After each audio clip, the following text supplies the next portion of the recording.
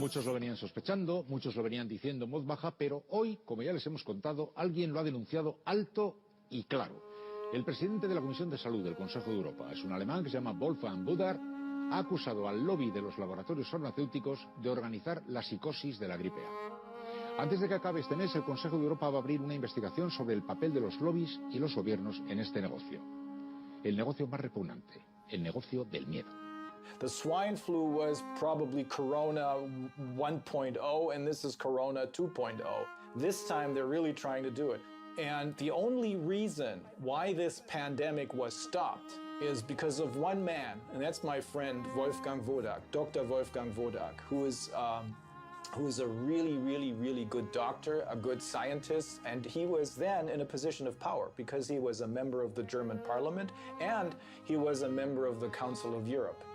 So he was able to make the Council of Europe and the Germans take a closer look at what was going on. And all of a sudden it turns out this is a complete fake, just like now, except that we haven't been able to show the general public that this is a complete fake. This time around, they've gotten a lot farther, but we're going to stop them. Como todas las historias, la historia de las pandemias tiene sus protagonistas. Y sin duda la persona que vamos a ver es una de ellas.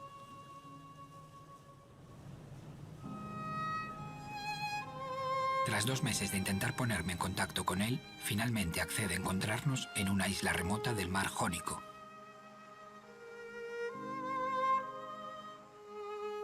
Esta persona es muy importante para comprender toda esta historia. Al fin y al cabo, él es el hombre que ya paró un intento de pandemia. Fear is running high as the death toll rises in Mexico's capital city. In 2009 already, I had a very impressive experience with the AH1N1 virus, influenza virus, and it started in about April.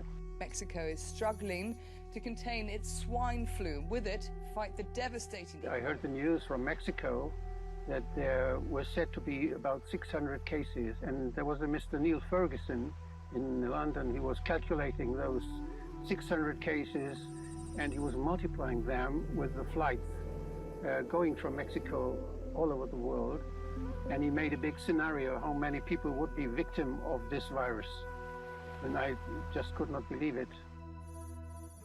En 2009, Neil Ferguson del Imperial College of London predijo que la gripe A mataría a 65.000 personas solo en el Reino Unido. La realidad de las cifras no superó las 457 muertes. La Fundación Bill y Melinda Gates vuelve a estar detrás en las subvenciones a esta entidad. Sin duda, Neil Ferguson es otro de los protagonistas de toda esta historia. And then I started analyzing the WHO, what they were saying, following them, and they were making more and more alarm on the matter. The virus raised the rules, and this one, like all influenza viruses, can change the rules. And then I understood there were contracts. There were contracts that were made by all the states all over the world. About 100 states made contracts with pharmaceutical companies to get vaccines against the pandemic. So I suddenly understood what was going on, because there was no serious pandemic, because there was just a normal, very mild flu going on in Australia and in Europe. So we could even follow it around the world. Nothing extraordinary.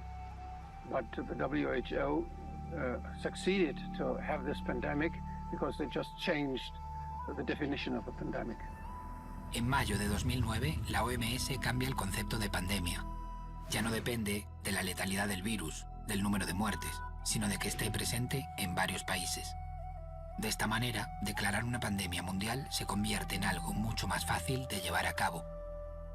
In 2009, I had the possibility as a politician to do something.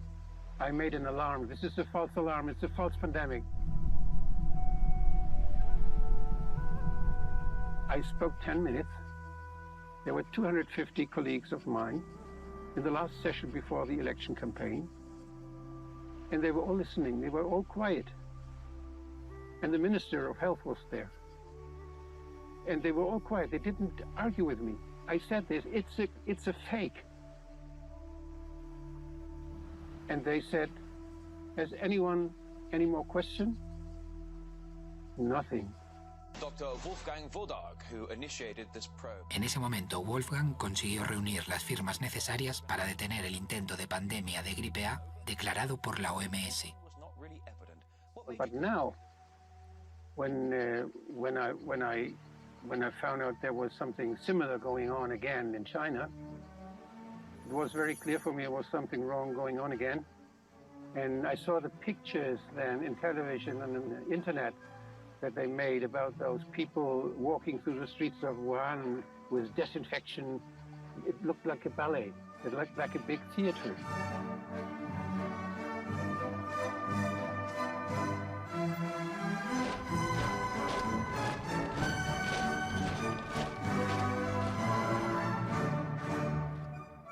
You cannot disinfect the street.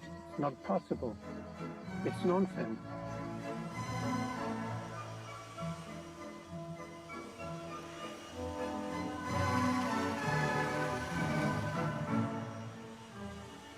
I tried to find out whether other cities in China had the same problem, and I found out no. It was a rather local phenomenon. Y no solo ocurría esto en China.